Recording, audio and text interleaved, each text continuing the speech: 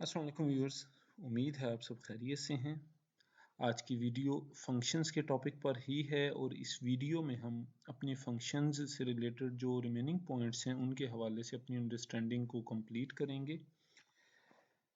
जैसा कि हम पहले भी पिछली वीडियोस में डिस्कस कर चुके हैं कि फंक्शन हमारे पास एक सेट ऑफ स्टेटमेंट्स होती हैं जो कि एक पर्टिकुलर टास्क को परफॉर्म करती हैं। इसके बाद फिर हमने फंक्शन की प्रोटोटाइप को डिस्कस किया, फिर हमने फंक्शन की डेफिनेशन को डिस्कस किया, फंक्शन हेडर को डिस्कस किया, फंक्शन बॉडी को डिस्कस किया।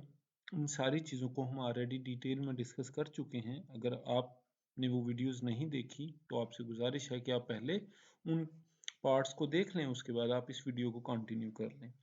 चलें, तो आज की वीडियो को कंटिन्यू करने से पहले हम फंक्शन प्रोटोटाइप को फिर से जस्ट टू रिविजिट इट कि एक फंक्शन प्रोटोटाइप में हमारे पास रिटर्न टाइप होती है। रिटर्न टाइप मींस जो वैल्यू फंक्शन रिटर्न करता है, इसको आज हम डिटेल से देखेंगे। इसके साथ फिर हमारे पास फंक्शन नेम होता है जो कि एक्चुअली ये बताता है कि ये फंक्शन क्या टास्क परफॉर्म करने जा रहा है। और उसके साथ फंक्शन में हमारे पास पैरामीटर्स होते हैं। पैरामीटर कुछ वैल्यूज़ होती हैं जो कि हम फंक्शन को प्रोसेसिंग के लिए बतौर इनपुट देते हैं। इनको भी आज हम डिटेल में डिस्कस करने जा रहे हैं।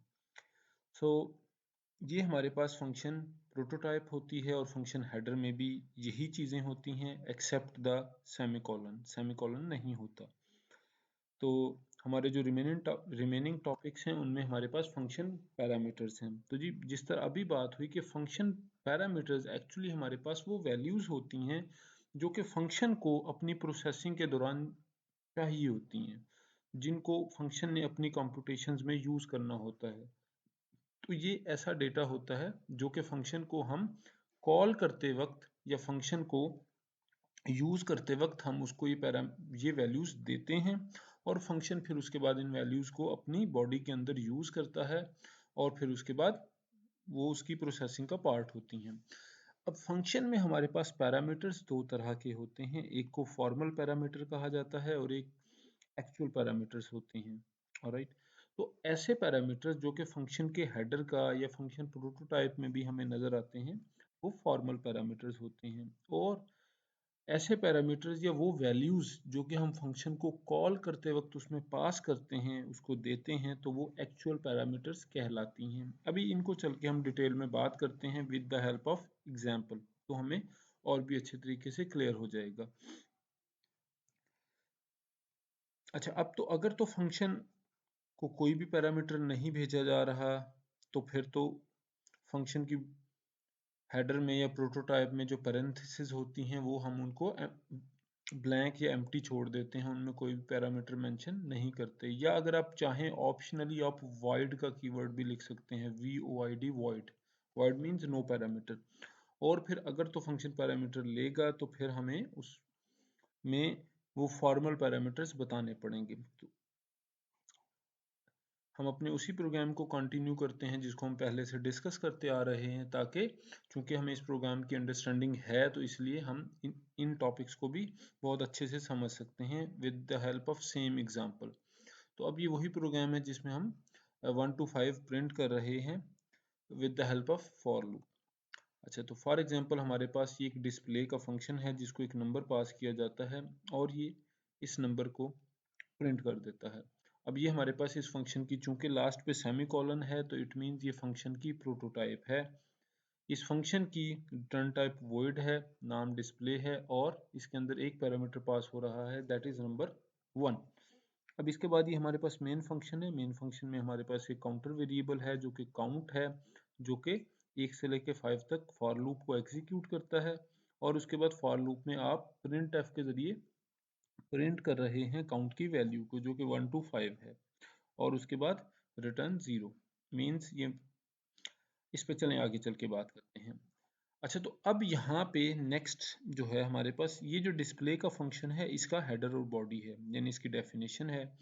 तो यहाँ पे ये डिस्प्ले का फंक्शन ये सामने आपको जो नज़र आ रहा है नीचे मेन फंक्शन के, तो यहाँ पे हमने इस फंक्शन में भी एक नंबर जो कि इंटीजर है इसको पास किया है और इसको प्रिंट एफ के जरिए प्रिंट करवा दिया है।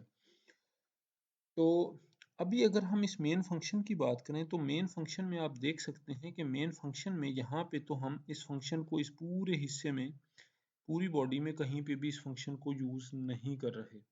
ऑलराइट, तो अभी हम इस फंक्शन को चेंज करेंगे और यहाँ पे ये जो प्रिंट एफ स्टेटमेंट है, इस प्रिंट एफ को खत्म करके हम ये जो डिस्प्ले का फंक्शन है इसको कॉल करेंगे, इसको यूज करेंगे और इसके जरिए इन नंबर्स को प्रिंट करवाएंगे।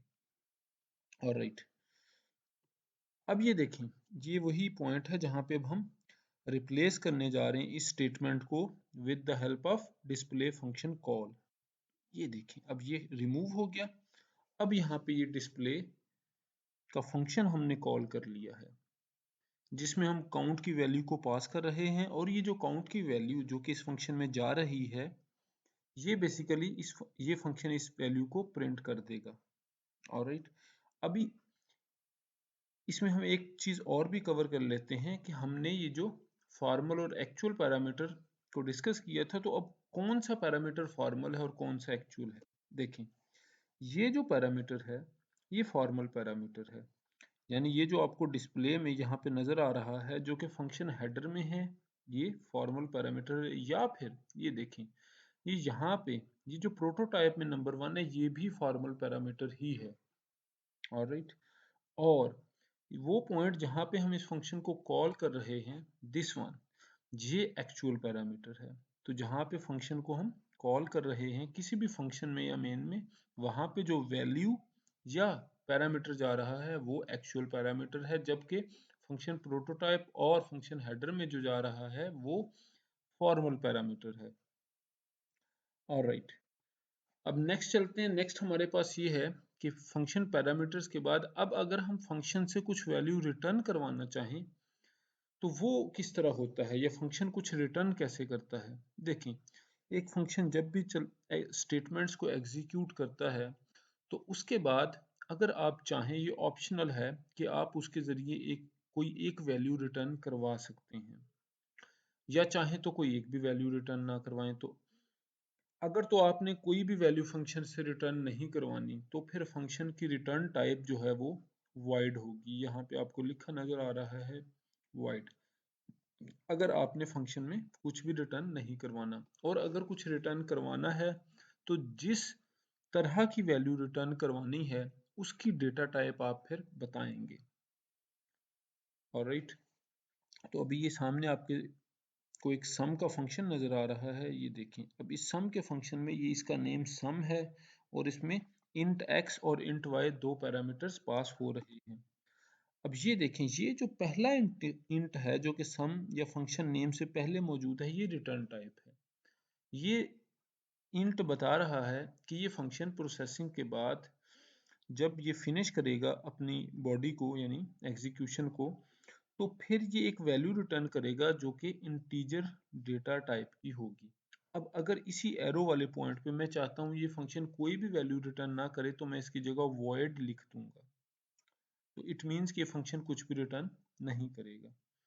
और फंक्शन से वैल्यू रिटर्न करवाने के लिए हम रिटर्न की स्टेटमेंट को यूज करते हैं। हमारे पास एक रिटर्न का कीवर्ड है जो कि ये आपको यहाँ पे नजर आ रहा है। ये रिटर्न का कीवर्ड यूज करते हैं। ये रिटर्न का कीवर्ड हमें जो भी इसको वाली वैल्यू बताई जाएगी ये उसी वैल्यू को रिटर्न कर देगा। आप ये बात याद रखिएगा कि फंक्शन की बॉडी में जहाँ पे भी रिटर्न की स्टेटमेंट एग्जीक्यूट होगी तो उससे नीचे अगर कोई स्टेटमेंट्स हैं तो वो एग्जीक्यूट नहीं होंगे। रिटर्न मींस कि अब फंक्शन ने यहाँ पे अपनी प्रोसेसिंग कंप्लीट कर ली है, अब उसके बाद वो नीचे जो भी स्टेटमेंट्स हैं उनको एग्जीक्यूट नहीं करेगा।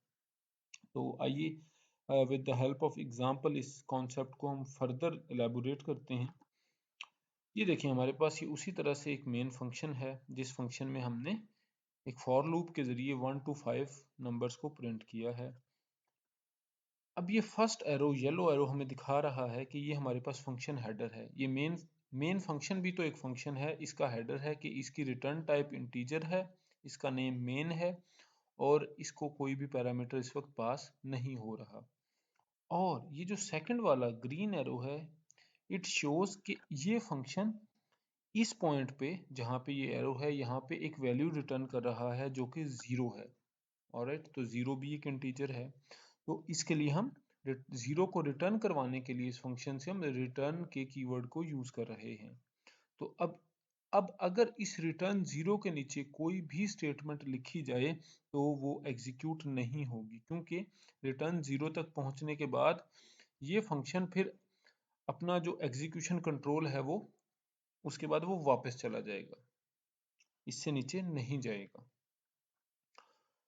तो अब अगर इसी फंक्शन को मैं रिटर्न टाइप ना इसको कुछ भी रिटर्न ना करना चाहूँ तो ये आप देख सकते हैं जो कि डॉटेड रेक्टेंगल में आपको नज़र आ रहा है कि हमने यहाँ पे मेन फंक्शन की जो रिटर्न टाइप है वो वॉइड कर दी है। तो वॉइड की वजह से अब ये फंक्शन कुछ भी रिटर्न नहीं कर रहा और ना ही आपको इस फंक्शन की बॉडी में रिटर्न की स्टेटमेंट नज़र आ रही है। तो दिस इज़ हाउ कि हम ये रिटर्न के कीवर्ड को यूज़ करते हैं और रिटर्न टाइप को स्पेसिफाई करते हैं फंक्शंस में। अब हम लास्ट एक प्रोग्राम डिस्कस करते हैं जिसमें हम टू नंबर्स को एक फंक्शन को पास करेंगे और वो फिर दोनों नंबर्स को वो फंक्शन सम अप करेगा और फिर हमें उनका सम रिटर्न करेगा। तो ये देखें, अब ये हमारे पास वो फंक्शन मौजूद है। अब यहाँ पे हमने फंक्शन की प्रोटोटाइप नहीं लिखी, यहाँ पे हमने कंप्लीट फंक्शन लिख दिया है। फंक्शन की डेफिनेशन है जिसमें फंक्शन का हेडर और फंक्शन की बॉडी दोनों मौजूद हैं। तो अगर आप मेन फंक्शन से पहले फंक्शन डेफिनेशन बता रहे हैं तो फिर आपको फंक्शन प्रोटोटाइप बताने की ज़रूरत नहीं है। तो अब नेक्स्ट अब हमारे पास ये देखें, अब हम मेन फंक्शन में हैं। तो मेन फंक्शन में अब हम क्या करते हैं, ये देखें इसी मेन फंक्शन में यहाँ पे हमने इस सम के फंक्शन को कॉल किया है। इस सम के फंक्शन को हमने 10 और 22 वैल्यूज पास की हैं।